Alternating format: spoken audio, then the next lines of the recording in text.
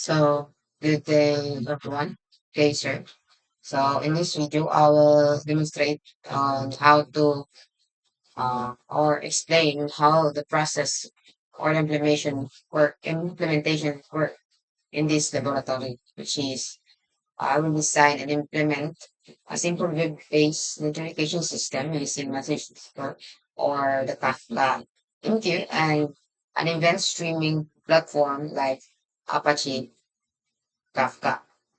A messaging system allows us as a producer to send a message to a queue or topic while the consumer will receive the message and process it. So I will demonstrate it now.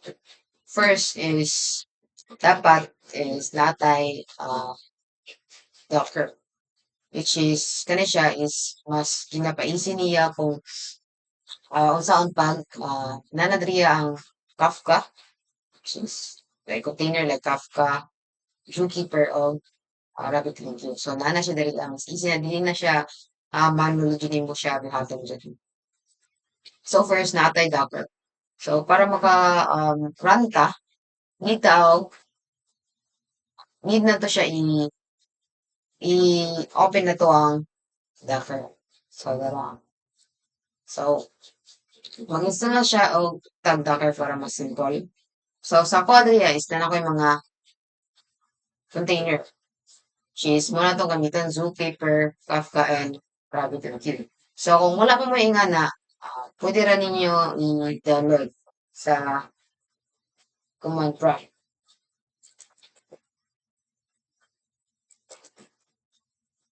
So sa CMD, i-type lang ninyo siya.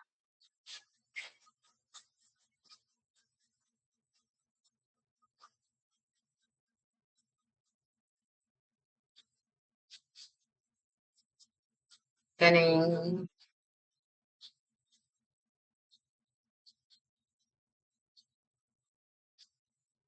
tara. If wala pa may Zookeeper, just download this. Okay. Then mag-process na siya. So sa ako is nag-error siya because since nana ko'y container na Zookeeper. So di na siya download since I already have a Zookeeper container. So kung nana mo yung Zookeeper, ang dito ba ito buhaton kuha isang Kafka. Kafka, which is kani siya. Para ma-download natin sa Docker ito Kafka, ani, sa command prompt.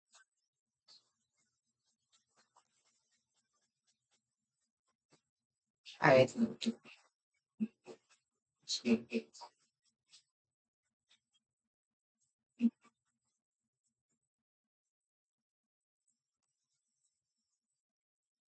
so, sa kuha is, din siya is, since because I already have Kafka, so, na siya ako gawas.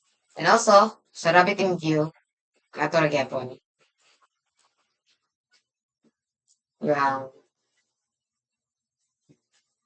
sa dra is mag-download na siya.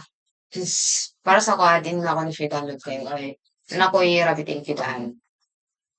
So, pwede ra po na to siya dili gamitin ang command prompt. Sa Docker, pwede ra na to siya i-search din sa Docker Hub.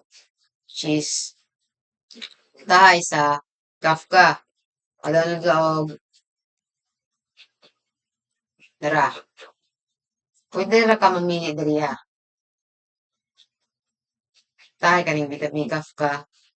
Buhatan nimo dra is pangitaan mo yung images. Address sa tapos dara git image. So kung gusto nimo i-pull, copy lang nimo then laging copy ni nimo then i-prompt ni nimo siya sa command prompt para makuha ni nimo na image then. Kung mo na siyang i-copy, butang na siya design mo ang mga images. Then, sasakuan na ako Kafka, Zookeeper, and Rabbit. So, nga na lang siya ang kuhan sa container sa mga Docker. Then, also, dapat ato po dihang napo tay GDK naka-download na to ang GDK. Um, Magamit ang IDE, Maven, and also Porto.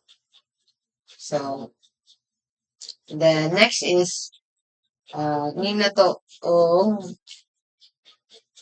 ning na to.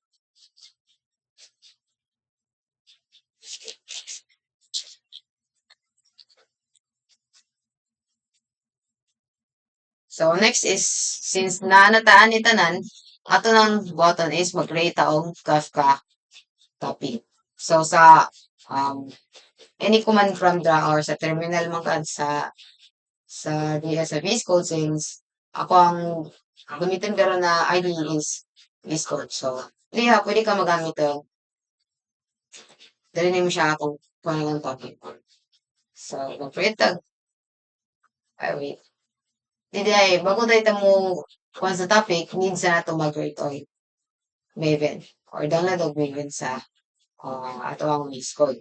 So, kung ako Maven, download na mo. So, ito na siya i-copy. Then, ano na siya.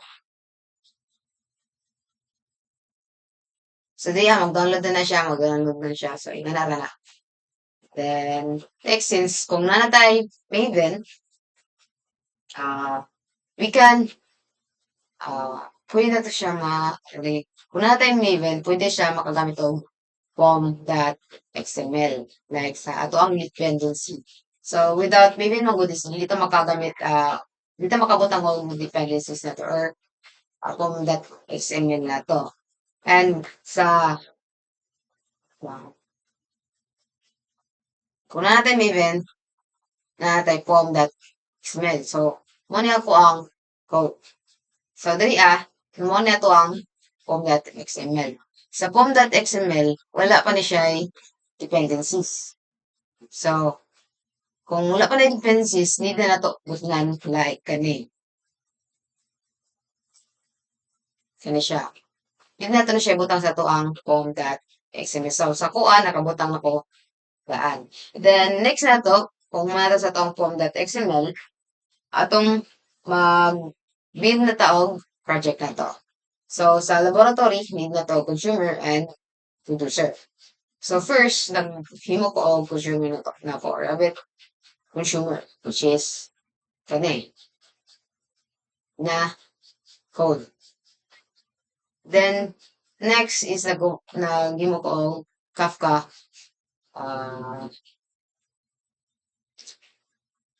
Kafka producer. So, sa Kafka producer is mo na siya. Adria ang server. And also, sa Kafka consumer, napo dali gima ko Kafka. So, sa dali sa RabbitMQ, mo na siya ang consumer, which is mo na siya ang mag-receive sa message. Then, si Kafka consumer, mo na siya ang mag-deliver sa message kang Rabbit consumer, which is murag mo na siya ang middleman between the producer and the consumer. Then, mo na siya si Kafka producer is morning producer mag-send of message to the consumer. Pero dapat agi pa na siya kang Kafka consumer bago mo ito kang Rabbit consumer. So, now, I will demonstrate it. Ako na siyang i-run. Then, kung gusto na nung yun sa niya kuan siya, pag-execute ang niyang output. So, first, i-run nato si consumer. First is mag-wait siya sa message. Kung i-run na ko na siya,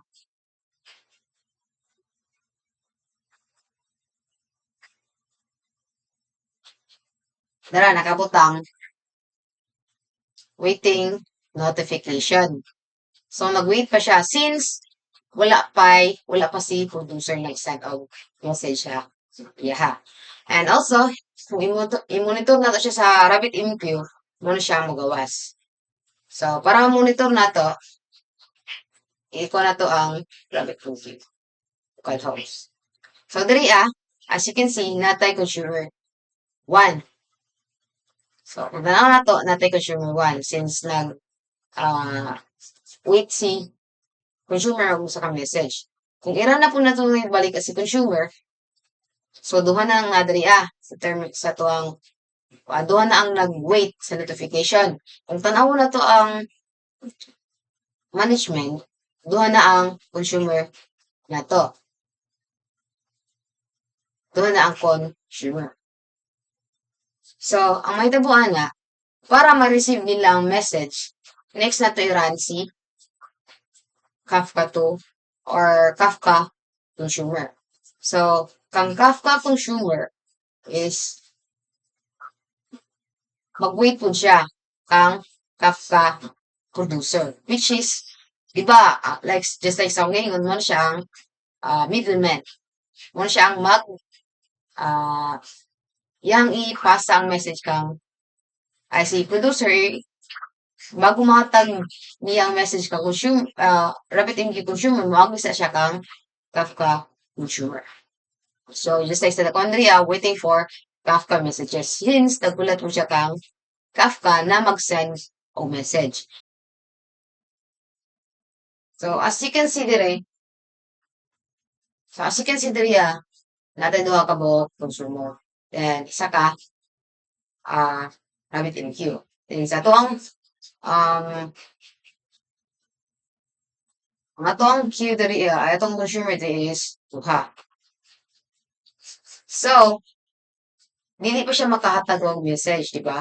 Natay Kafka consumer and Rabbit consumer. Pero si Rabbit consumer is dili pa siya maka-receive og message since wala pa si Kafka producer. So, kung i-run na to si Kafka producer, ang mahitabuan na is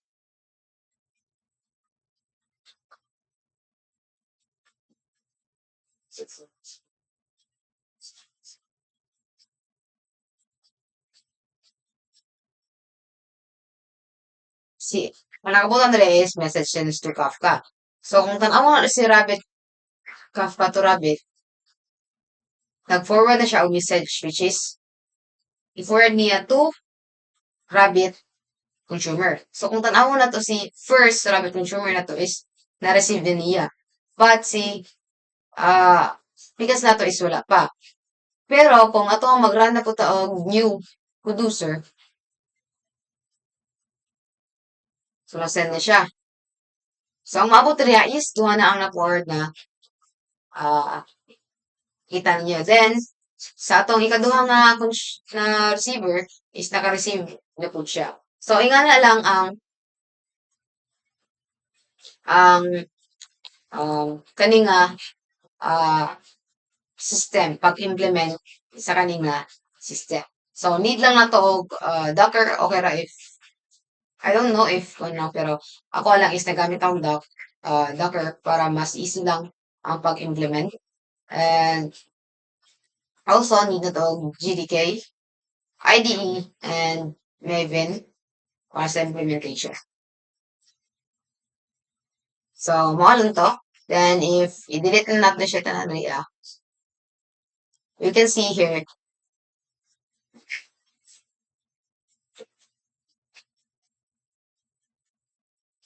na wala na consumer. Since wala na nag-wait diri ang consumer. Wala na nag-wait sa notification. So, in conclusion, si producer is muna siya mag-send message to the Kafka consumer. Then, si Kafka stores niya and stream niya. Then, si Kafka consumer, yan ang i-consume. Ang consumer is i-read na niyang message.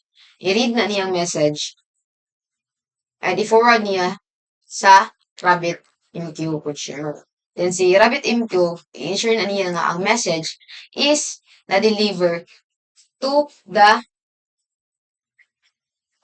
final consumer, which siya ang mag-display sa notifications. So, mao lang to ang kaning video.